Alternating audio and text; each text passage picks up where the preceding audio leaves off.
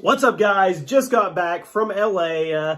We are about to do my first official review on Chaos Multiverse, the no spoiler Venom Let There Be Carnage review.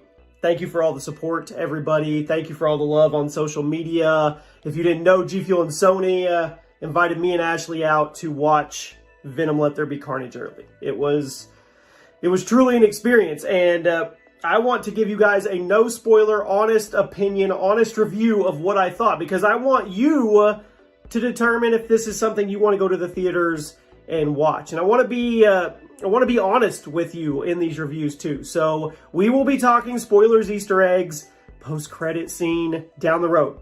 Not today, not right now. This is going to be a no spoiler review, so no worries. Once again, huge shout out to G Fuel.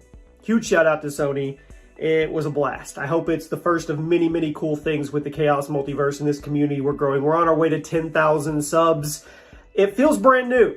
It does, because I've been doing YouTube for over a decade, and it feels like we hit the restart button and we're doing something fresh and brand new, and it's a passion of mine, so I'm excited. But I'm not going to hold you guys up. Just got back from LA. I am now going to take you to the review. Let me know what you guys think. I forgot one thing, guys. We are giving away a PlayStation 5 at 10,000 subscribers. We just passed 6,000. We are on our way. We are building the Chaos Multiverse. To enter, guys, any video you want, leave a comment who your favorite Marvel character is and your Twitter handle, so if you win, I can get hold of you guys. Now, it is time.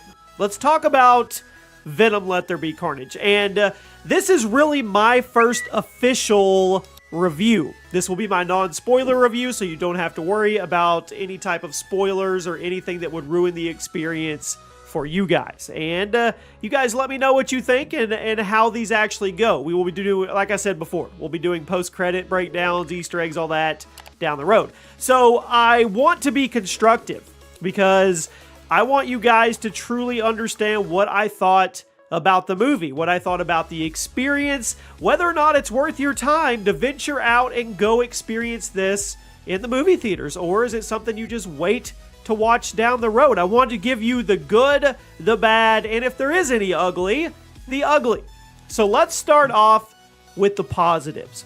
The first main takeaway, and it's kind of tricky not to spoil anything, I'm going to do the best I can here, is that Eddie Brock and Venom have their bond. Now, in the original Venom, they were bonded together, but it wasn't as personal as it could have been. Well, you could tell that the main focus with Venom Let There Be Carnage was to establish the bond between Eddie and Venom.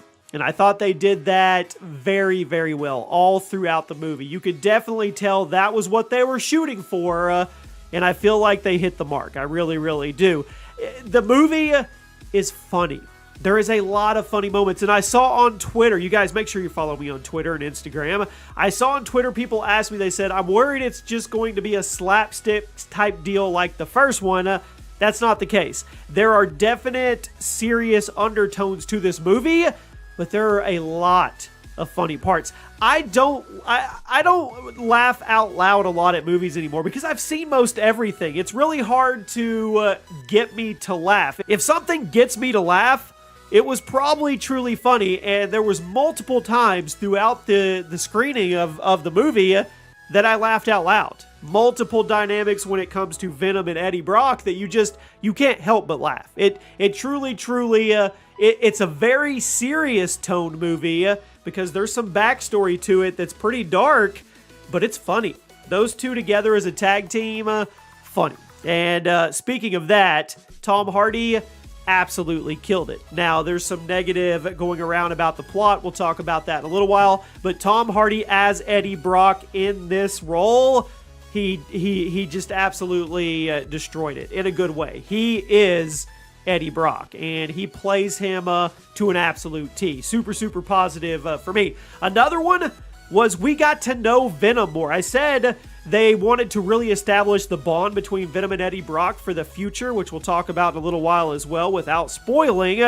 But we also got to know Venom. We got to know Venom minus Eddie Brock. We got to really know Venom for who Venom was, not just connected to Eddie as a symbiote. I thought that was pretty cool. I mean, to make it where you have what starts off as basically a villain, and then you turn him into an anti-hero, and then maybe you get him to the point where he's an actual hero.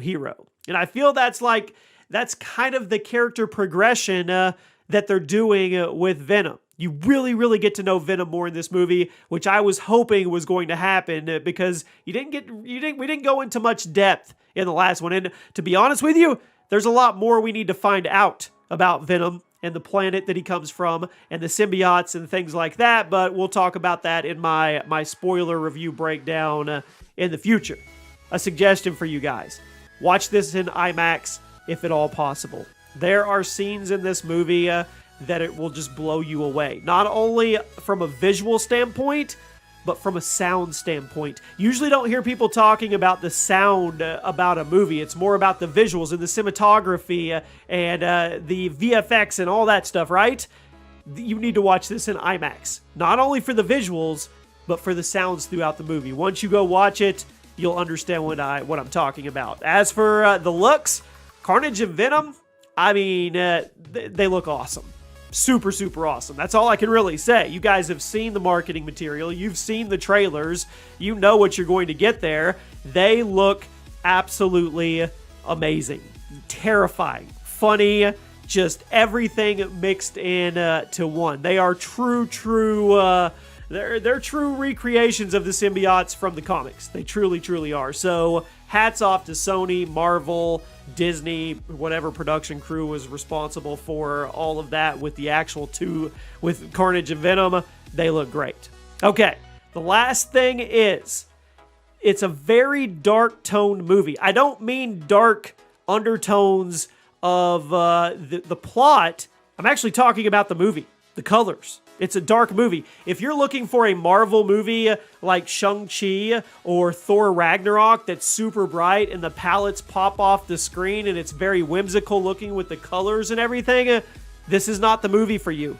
This is a very dark tone movie, and I mean that in the form of the actual scale, the grayscale, the actual movie colors. And if that's your thing, you're going to be good with it. You're going to like it because it kind of projects with what's going on in the movie.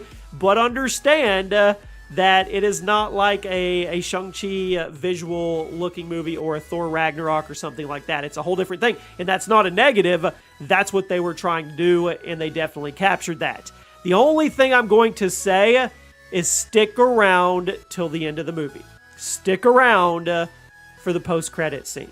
Not going to spoil anything right now. We will definitely be doing a dedicated video on it in the near future, but I don't want to ruin anything for you guys. But you need to stick around for the post-credit scene, which I know most of you are going to do anyway. Now, let's talk about the not so good. Let's talk about the bad. I told you I want to be critical about this. I want to be constructive, but to give it a rating, I have to tell you everything that I felt about it. So, Shrike, they get Shrike, the female antagonist, the one that we saw in the trailers, right, that has the subsonic yelling, whatever it is. You can go read the comics and check it out. I didn't really connect. I felt like there was a huge disconnect with that character in this movie. I tried to. I really did. And I want to go watch the movie again and kind of see it through a second lens, but I just could not connect with Shrike. I just couldn't. I couldn't do it, and I tried to, and I feel like they didn't hit the mark very well with that character. Now, over to Carnage and Woody Harrelson. He played a good, bad guy, okay? I mean, without spoiling anything, Woody was phenomenal. He played the character that he was supposed to play, Mr. Cletus. He played him to a T. He did exactly what he was supposed to do, but in the general sense of you have your villain and you have your good guy and your bad guy, I feel like it fell short a little bit when it came to Carnage. Carnage never really, to me, made you feel like he was just a super threat. I don't mean that in the sense of he wasn't dangerous. You saw in the trailers how dangerous Carnage is, and if you've read the comics, you know he's a bigger, badder version of Venom with a lot more tentacles and all kinds of crazy stuff that is part of his symbiote suit. But he never really felt like it was a checks and balances thing for me, that you ever really had that much to worry about. And that's probably the most negative thing that I could take away from it. Action sequences, awesome. Awesome to see on the big screen. Awesome to see in an IMAX theater. But they were pretty predictable. I'm not gonna lie. They were pretty predictable in the bigger sense of things. So those are kind of the critiques that I would take away from it. I could not connect with Shrike. I thought Woody was an excellent bad guy, but just the bad guy senses kind of fell short to me. Carnage never really made you feel like he was that big of a super threat to make things viable, and the action sequences, amazing as they were, a little predictable. So there you have it, Chaos Multiverse. That is my non-spoiler review of Venom Let There Be Carnage. Once again, huge shout out to G Fuel and Sony for allowing me and Ashley to come be part of that premiere. It was an amazing experience, and thank you to all of you for making it happen as well. Like I said, we're growing this channel, and I'm really revigorated when it comes to, I feel like a brand new YouTuber. I really, really do. If you know me from the Call of Duty channel, you know I've been doing this for a decade, and this is like a fresh take, so I'm super excited. So, in final closing, what would I say about Venom Let There Be Carnage?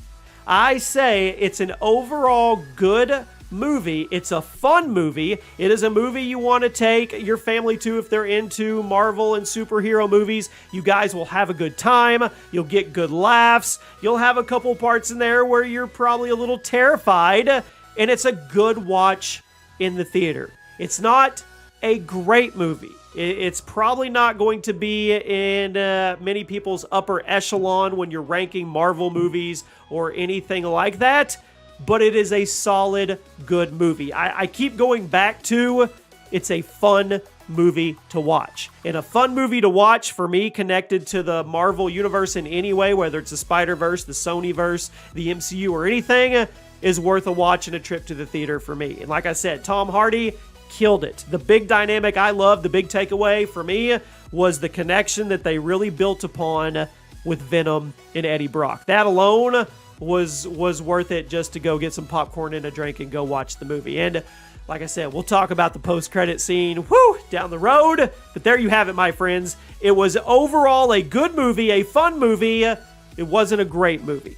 That is my non-spoiler review. Let me know what you guys think. We'll do a spoiler review in the near future. We'll break down Easter eggs, post-credit scene. We've got a lot to talk about, my friends. I'll see you soon.